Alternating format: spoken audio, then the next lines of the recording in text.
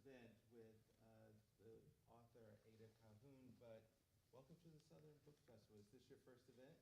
Yes, mine too. So I thought we would get it started.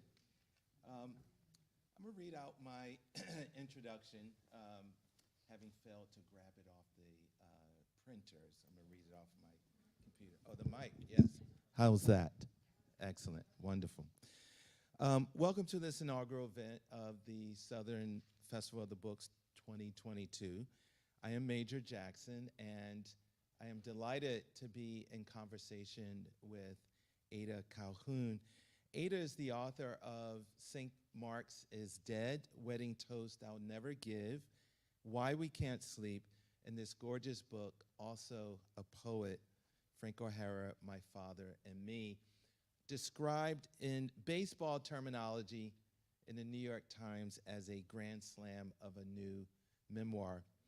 Also a poet, narrates Ada's discovery of audio cassettes of interviews conducted by her father, the art critic Peter Sheldall, who in the mid-1970s set out to write a biography of the poet Frank O'Hara, which he never completed. And there's some very interesting reasons why, and Ada is going to share some of that. The treasure trove of tapes launches Ada, who experienced her father as a mystery of a man growing up, whose passion for writing at times made him aloof. He loved her, but it was about his work. It launched her to undertake the unfinished task, believing she will use this project to somehow earn his attention, curiosity, and interest in ways that he affords chiefly his subjects, his students, his acolytes. O'Hara, Frank O'Hara, along with members of the New York School of Poets, and I should add the abstract expressionist painters, but the poets are Barbara Guest, John Ashbery, Kenneth Koch, James Schuyler. It was a movement in New York that created several generations of writers. As someone who taught at NYU, New York University, for 15 years, I can assure you this is a movement that still kind of permeates the milieu of new writers in New York City. They deeply impacted American arts and letters through a sheer sense of fun, cosmopolitan wit, refined urbanism that was made to look casual, like a whimsical conversation. O'Hara himself was beloved for, quote, the immediacy and intimacy of his unmistakable voice, for his charming chronicles of daily life, his refreshing embrace of culture, both high and low, and his unique mix of insouciance and melancholy. The group of poets would attract aspiring writers to New York City, including Ada's father, Peter. Their influence has been studied and written about for nearly 3 decades now. O'Hara himself is the only poet I know who has inspired poets overseas, particularly in Poland, a group of poets in the early 2000s who called themselves the O'Haras. What we have here, and also a poet, is an on-the-ground study of influence, familial influence, artistic influence, and even the limitations of influence. But also, to quote Susanna Cahalan, a humane yet fiercely candid look at the anxieties of influence. A daughter's, quote, fraught but fruitful relationship with her father, who put his art above all else. Please join me in welcoming Ada Calhoun. Thank you. That was an amazing introduction, Major. Thank you all for being here. This is a great city, a really fun city. We were out last night enjoying the city, feeling a little rough this morning. We enjoyed the city so much. But yeah, thank you very much. Sure.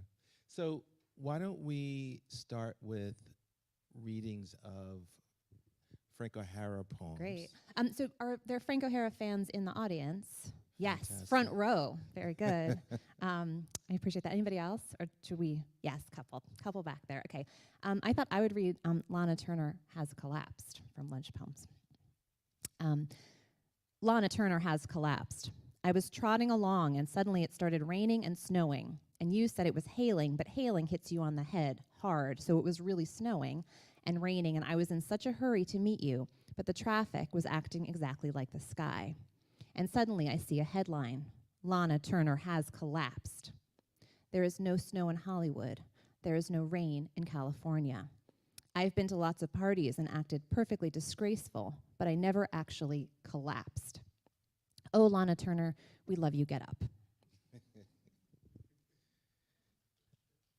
This is Frank O'Hara's Having a Coke with You.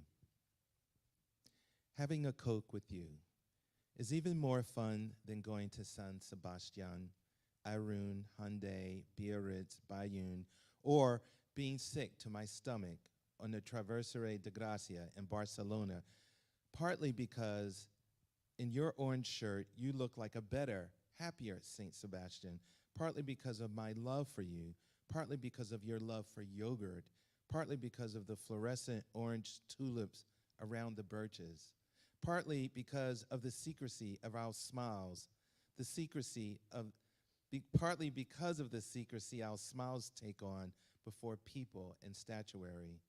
It is hard to believe when I'm with you that there can be anything as still, as solemn, as unpleasantly definitive as statuary, when right in front of it, in the warm New York 4 o'clock light, we are drifting back and forth between each other like a tree breathing through its spectacles. And the portrait show seems to have no faces in it at all, just paint. You suddenly wonder why in the world anyone ever did them. I look at you and I would rather look at you than all the portraits in the world, except possibly for the Polish writer occasionally. And anyway, it's in the Frick, which, thank heavens, you haven't gone to yet. So we can go together for the first time. And the fact that you move so beautifully more or less takes care of futurism. Just as at home, I never think of the nude descending a staircase, or at a rehearsal, a single drawing of Leonardo or Michelangelo that used to wow me. And what good does all the research of the Impressionists do them when they never got the right person to stand near the tree when the sun sank? And for that matter, Marino Marini, when he didn't pick the writer as carefully as the horse. It seems they were all cheated of some marvelous experience, which is not going to go wasted on me, which is why I'm telling you about it. Such a gorgeous poem. Ada, I am particularly interested in that lineage between your father, who is from Minnesota, and he goes to college, but he drops out after a year and decides he wants to be a writer, he wants to be a poet. Could you talk about that, what I consider to be in the 1950s, particularly because of cinema, this migration to New York?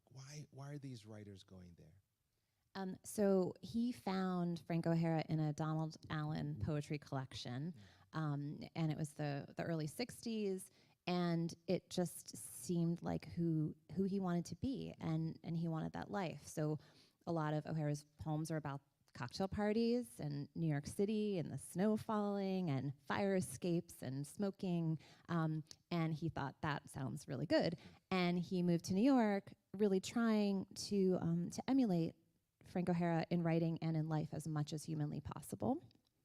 And he succeeded to a great extent, especially with the cocktails and the writing and the smoking. I think a lot of people moved from the Midwest at that time, trying to have that life. Yeah, I was thinking about the other poets that I think about connected to New York School, Ron Padgett, Ted Berrigan, and others. They came from these kind of Midwestern towns, and one gets the sense that possibly, yes, you encountered the New York poets in the anthologies, but there was something about the excitement of New York in the 60s, and I wondered if there was a sense of boredom in their hometowns in the Midwest, and this was the journey towards a greater excitement. Yeah, I think that there was a sense of conformity in the 50s, and the sense that they were supposed to go and get a good job and work their way up and get a gold watch at the end, and that did not appeal to a lot of young people at the time. Yeah. And their solution was, as many generations have, to go to New York. Yeah. And what was amazing too, I think, at the time was, so my father really worshipped these poets, and he went to New York and he met them. He went to parties with them not long before he died. So Frank O'Hara, as many of you probably know, died at 40 in 1966 in a freak accident on Fire Island. And a month before he did, he wrote a thing to my father in a catalog. It was like, yours in palship from Frank. That period, I'm also thinking of the influence of Jack Kerouac's On the Road, and also just, interestingly enough, when we contemplate that period and writers and migration, we're thinking either the beats in New York, but also folks going out west, either Denver or San Francisco. So I was reading a book with that larger sense of literary history. And you grew up in that. You grew up, I mean, it wasn't the 60s, it was, you were, should I say? I was born in 1976. It's okay. Yeah. We're all friends here. So Frank O'Hara died 10 years earlier, but that bohemian culture of poetry and art was very much alive when I was growing up. And my father stopped being a poet in the 70s and became an art critic. So there were a lot of artists around our table for dinner. And yeah, I definitely grew up with Frank O'Hara as patron saint of the household. With those artists, some of them appear in the book. You interview, or your father interviewed, Willem de Kooning. I'm thinking of Jane Freelicker, Patsy Southgate. As a child, some of the anxieties that I hear in the book, how do you compete with that? How do you compete with the adults who's, they're stars in a way? Yeah. Well, I mean, I think they have at least a 20, 30-year head start on you, right? That's right. Which is a problem. And then you're kind of entering their world, and how do you make a name for yourself? My solution was to run away from it as quickly as possible. You said you wanted to be a farmer. Yeah, that was my goal. Yeah. What was the least bohemian counterculture downtown Manhattan thing, and I started working on permaculture farms. Yeah. So you discovered the tapes at your childhood home in the basement as you're looking for a gift for a friend. For my goddaughter. So I collect godchildren. I have 8 as of press time. And I'm still recruiting, so you can send them my way. But yeah, my goddaughter was looking for a present for her in the basement, some old toys of mine. I was pulling out drawers, and then I suddenly found these cassette tapes, and there were, it took maybe 40 hours, and I ghostwrite as a day job. I usually only have about 12 hours of material with celebrities to compile a book from.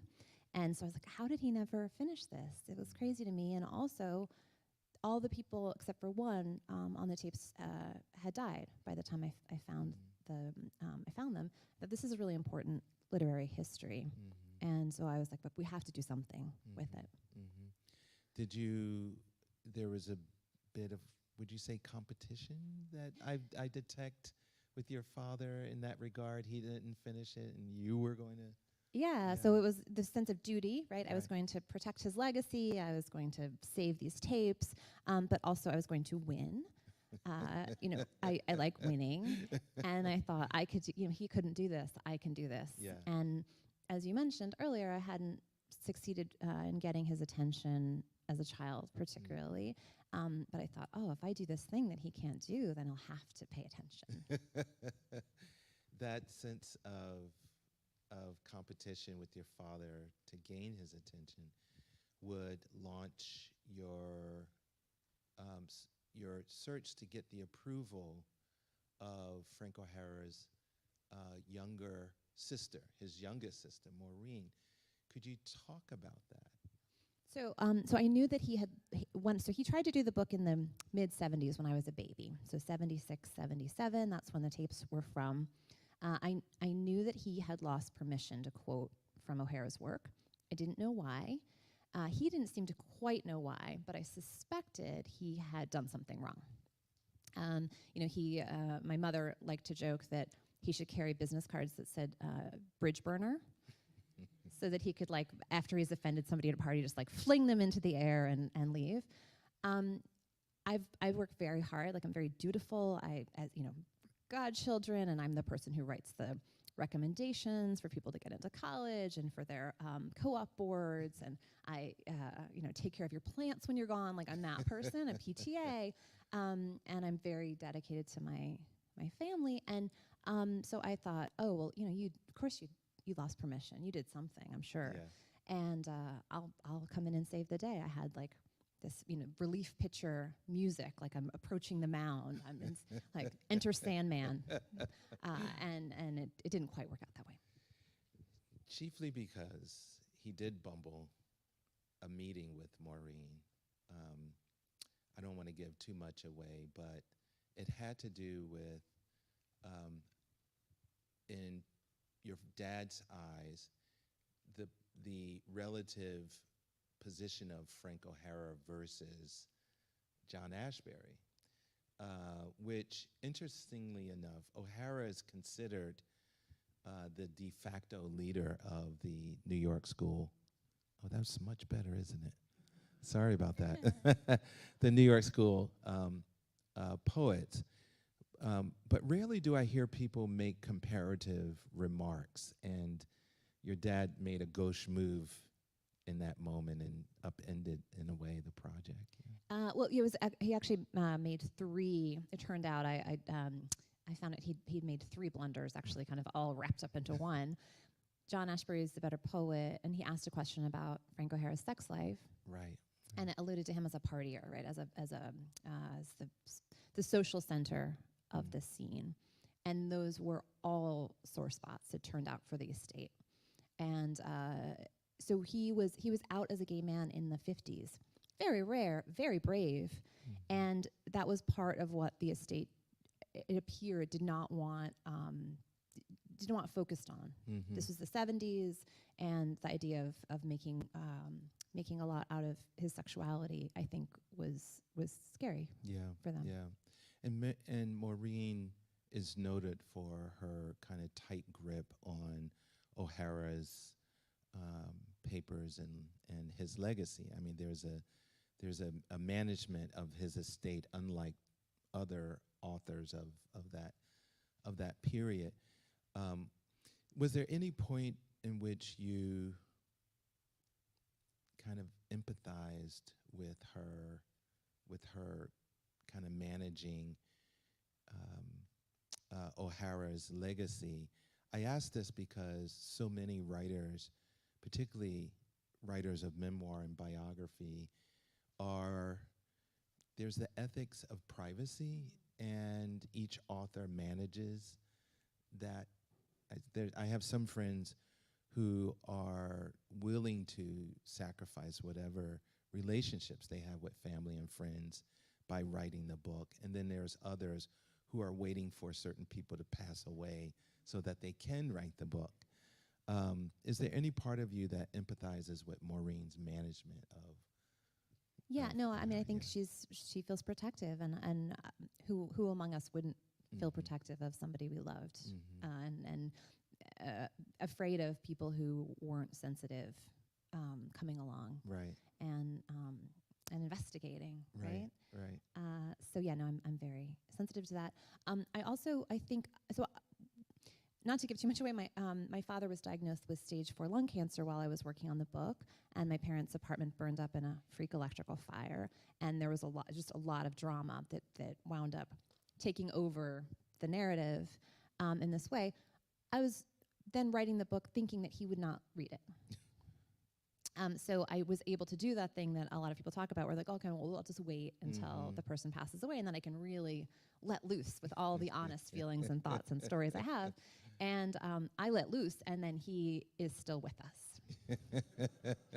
So that was, slightly awkward. I had to, I realized that the book was on its way toward publication, I had to show it to him. And it was nerve-wracking. But he very fortunately loved it and said it was true. Yeah. And that was a really wonderful moment for us. In a way, I wasn't able to have that kind of reconciliation inside the book that I was hoping for, but the publication of the book brought a lot of that. Yeah. So. Could you read an excerpt? Oh, sure. Yeah. Is that okay with everybody? A couple pages. Okay. When I was 6, I loved staying up late, looking out into the dark, seeing people go places. In the darkness, with no one watching me, I could be anything. And what I chose alone in my room with all the choices in the world at my feet was to imitate my father, who was imitating Frank O'Hara. All 3 of us writing poems about New York and nighttime and dreams. I mimicked my father's O'Hara reverence the way a boy learns how to shave from watching his father's face in the bathroom mirror. And yet, my father has been considered the real writer, the tortured artist creating behind a locked door. I've been the hard worker, meeting deadlines over a laptop in coffee shops or on the couch with a child watching Wonder Pets at my side. I've always been a mystery to my father and he to me. The main difference is that I've been fascinated by him and he's often seemed to forget I was there. This O'Hara book, though, this seemed like a time when he'd failed at something I was pretty sure I could have nailed.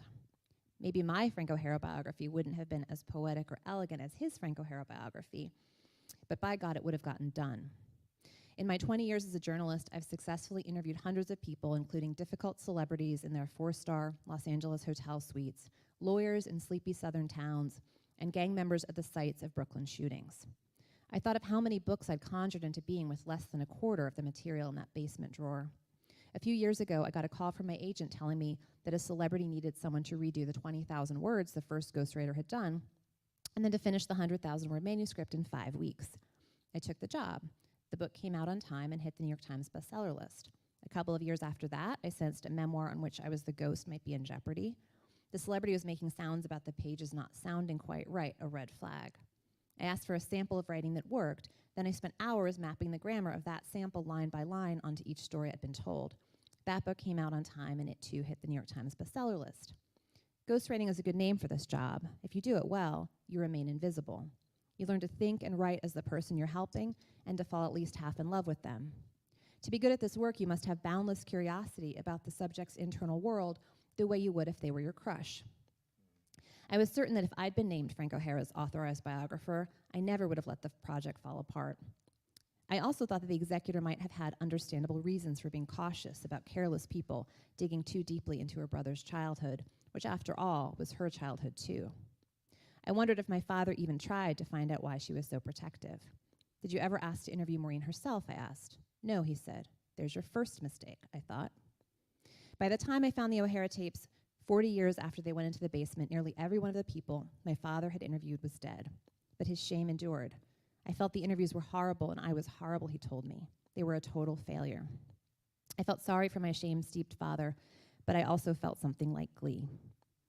I knew that there must be a way that I could resurrect this project. These dual impulses to do something noble and to win characterized my time a decade ago as a national news reporter. I'd be interviewing someone in Alabama or Idaho about a tragedy.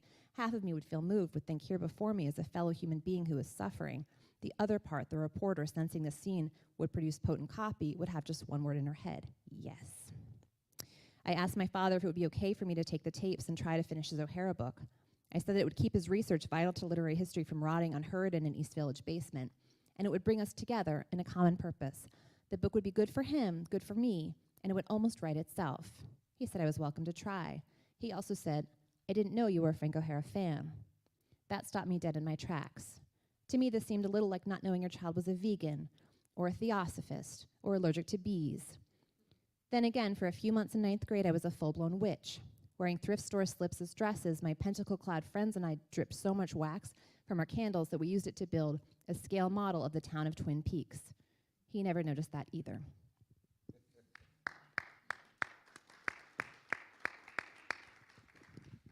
Yeah, noticing. You're in that, when what you read, it occurred to me that so much of your work as a ghostwriter and as a person in the world is listening and paying attention. And part of what I hear is we're selective, maybe even as parents, about what we notice and what we listen to. In looking at it, so what Ada does is she transcribes the tapes and interweaves this gorgeous structure around what you've heard. So several questions on that score relative to what you just stated, which was, let me take some sample sentences. You listen to the syntax, you listen to how the author that you're ghostwriting for, how they put together words, and then you refashion it such that it sounds like them. So that's some serious intensive listening. And then there's the listening of the tapes, which is interesting because even though these are artists and writers being interviewed by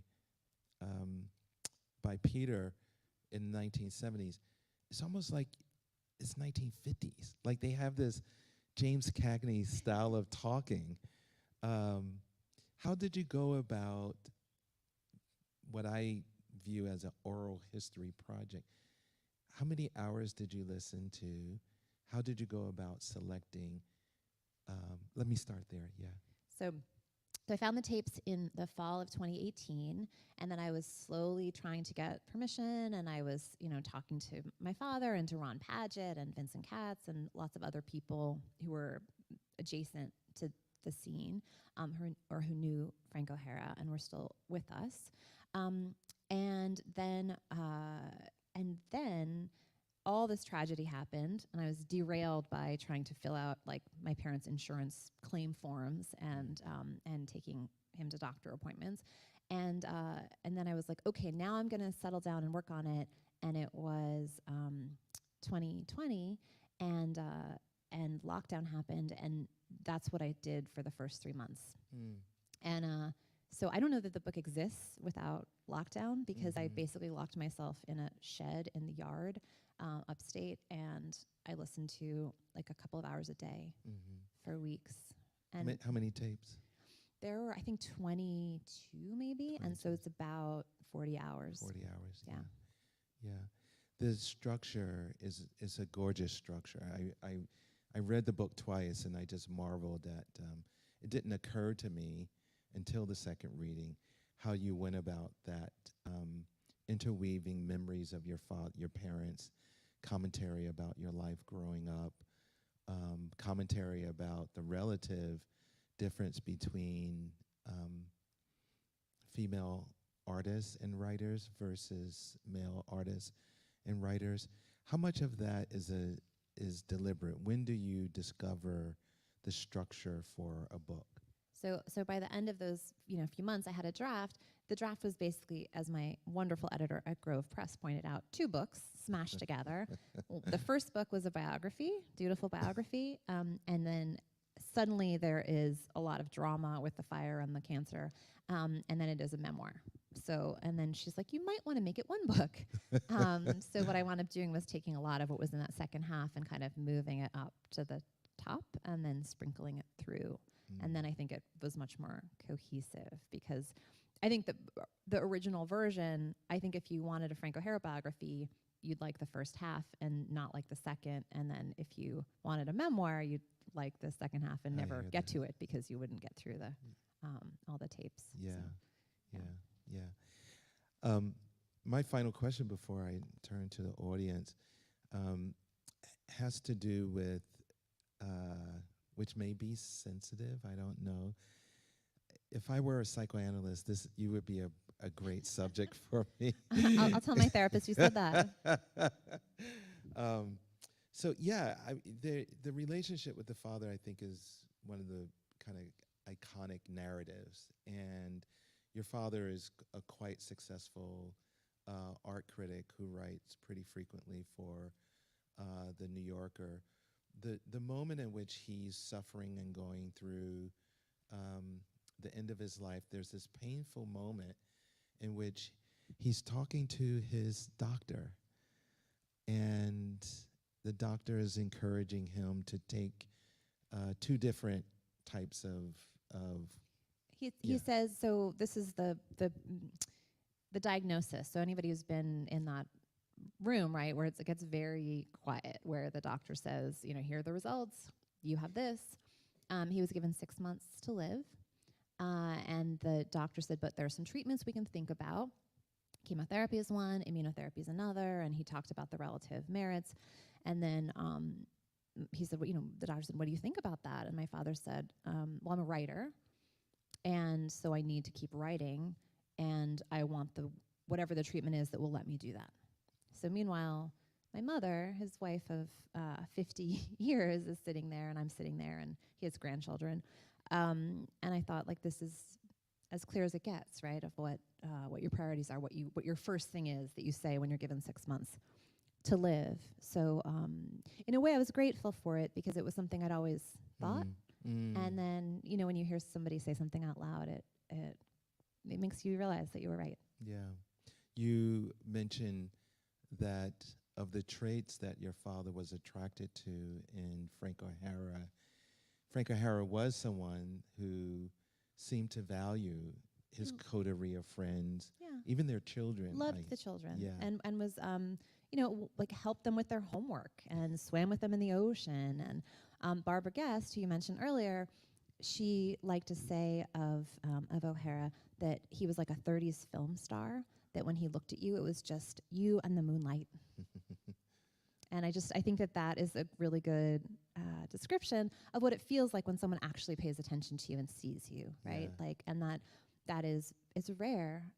But I think with parents and children or close friends or spouses or when you have that, you really value it. And it's something that has not really been true of my relation with my father, but O'Hara was so good at it. And when I was listening to those tapes and hearing him describe that way, I thought, you copied everything else. Why not that? Yeah. There's as a specimen of a moment, there's a moment in which your father is talking to your son Oliver about a book that he's read. Could you tell that brief story? So I think also one thing that the book maybe has a lot of is people connecting or not connecting over books, because I read a lot. My friends and I trade books all the time. I feel like my life has changed a million times just because of what I was reading, and I've always thought that it would be wonderful if my son was also like that. And he finally did have a book, right? It was To Kill a Mockingbird, and he loved To Kill a Mockingbird. He read it 10 times, and so my father said, "Oh, what are you reading?" And he said, "Oh, To Kill a Mockingbird." And I thought this could be a nice moment for them. And my father said, "Well, it's no Huckleberry Finn." Which immediately became a catchphrase in my household. It's like, "How was your dinner?" "It was no Huckleberry Finn." Feel free to use that.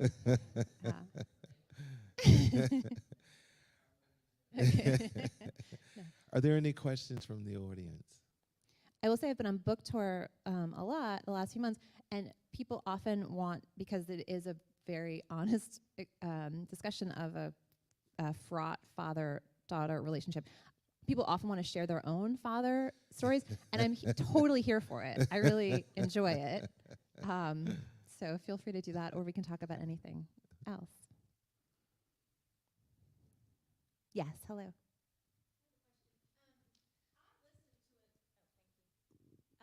I listened to the book on Audible, which has its problems. You can't underline things, you can't highlight things, but I would encourage everyone to do that because you can hear the actual tapes of the people speaking, and we can hear you as a baby on these tapes as well, and it really brings it home.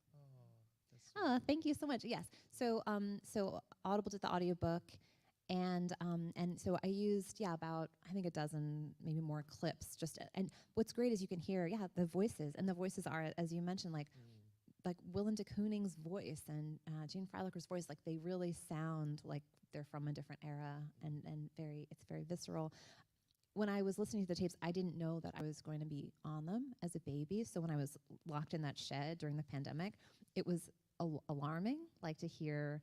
At one point, I just wander into the room when my father's doing an interview, and he's like, "Oh God," and I'm like, "Hello," as a 1 and 2 year old. So that was pretty. And you sang together, and what a gift that he did notice you in that instance Yeah. and wanted to record it. Well, and so I tried in life while I was writing the book to give us a good ending for the book, right? I think if you're usually, or not maybe usually, but I think one school of thought is you write the memoir later after you've processed everything. That is not what I did in this book. I was taking him to doctor appointments and taking notes for the medical records, but then also for my book. And I thought, okay, now it's your turn to suddenly be like a great father and grandfather so that I have the nice like last 10 pages of my book and go. And then he did not do that. So I had to find something else. And what I wound up doing was looking at the tapes and trying to find moments. Where was it? And I found one, and it was the moment when we sang together. And I was, I think, 2 years old, and we sang Loch Lomond. What's absent from our discussion is your mother. And another one of my favorite moments in the book is you're telling your father you're going to apply for an artist colony, and he poo-poos it.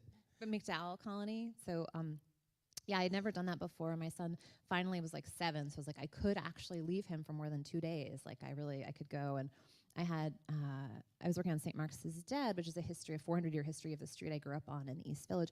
And I saw it downstairs about an hour ago at the book sale, so it might still be there. If you're interested, for $2, you can grab it. Anyway, I said, I'm thinking about going because otherwise I'm never going to finish this book. I had a day job. I think I was working at the New York Post at the time, and then this like little kid, and I said, but they accepted me. I'm going to go. It's 2 weeks. And my father was like, oh, writer's colony. I was like, oh, so stupid. Like, he was really being very negative about it. My mother snaps, your whole life is a writer's colony. She was an actress.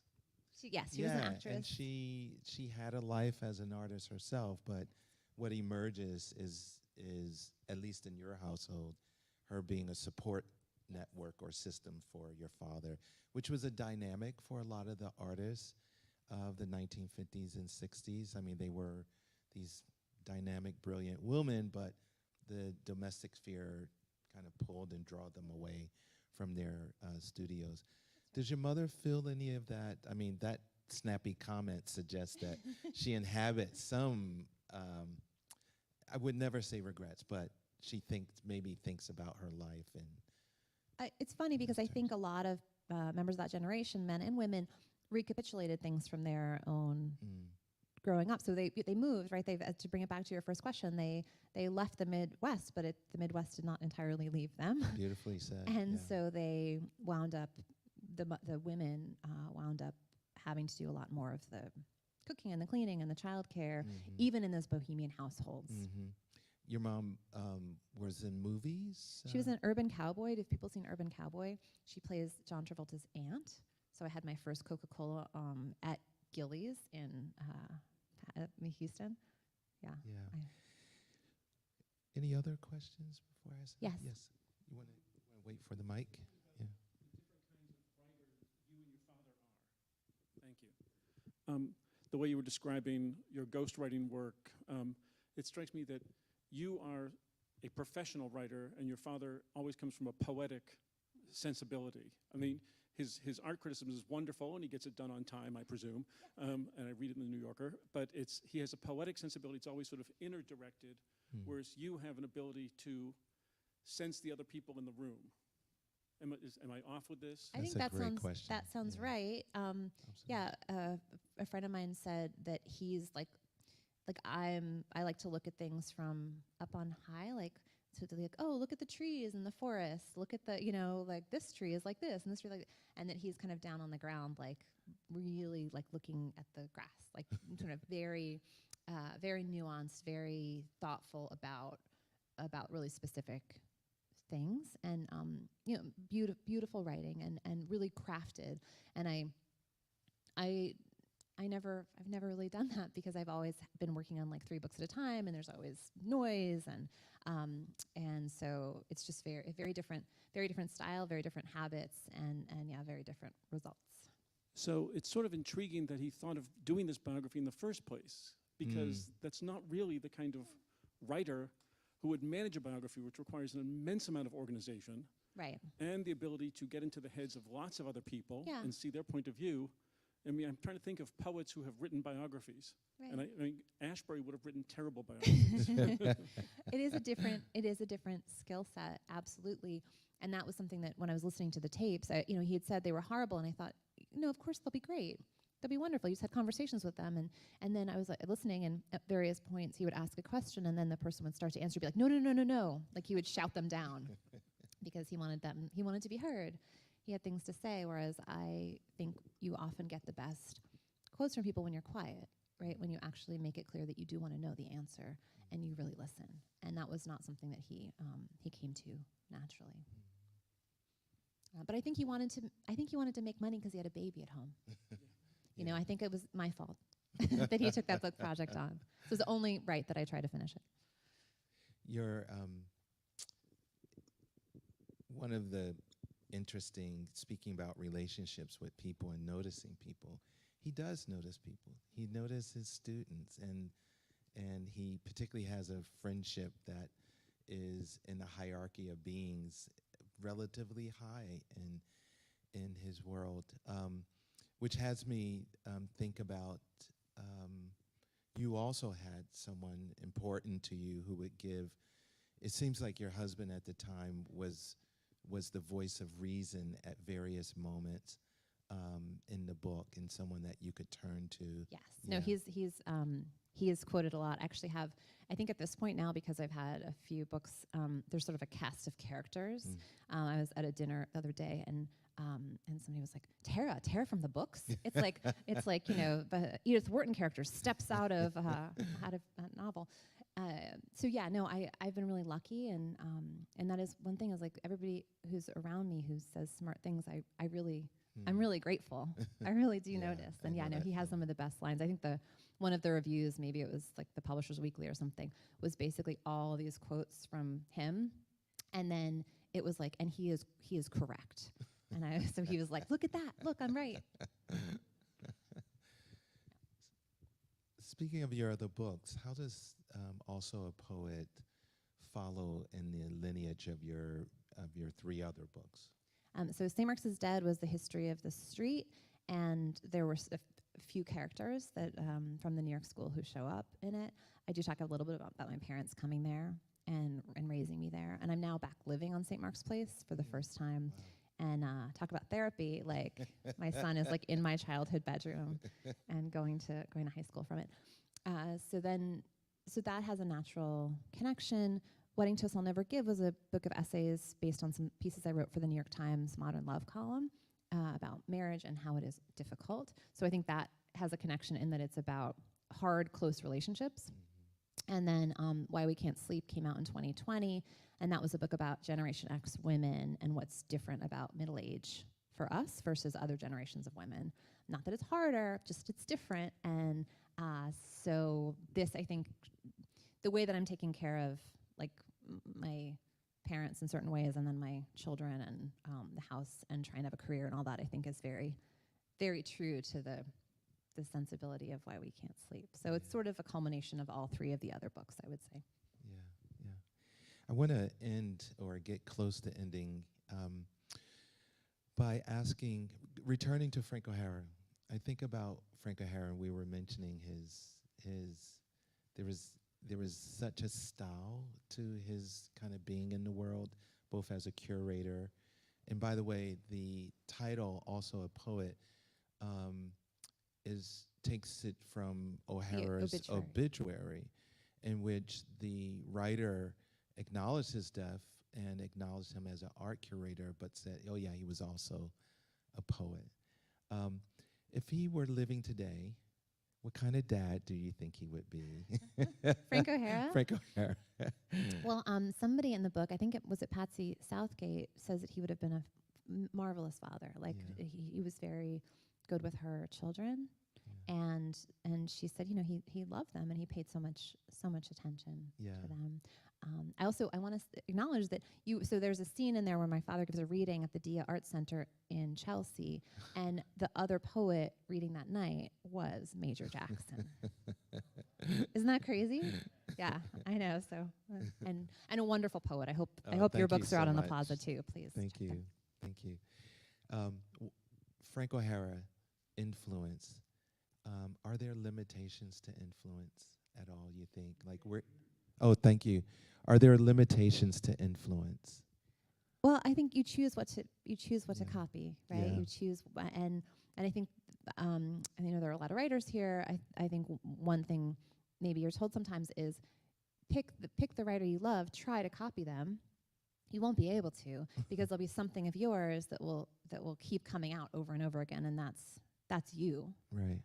So I think, yeah, there's something wonderful about when you're not quite able to do it all the way. Yeah. Yeah. I think it's a gorgeously written, fabulous book. I want to thank Ada for joining us. And I hope right now you all zoom out to the signing table where she'll be signing the book and make a purchase. Thank you. Thank you so much, Major.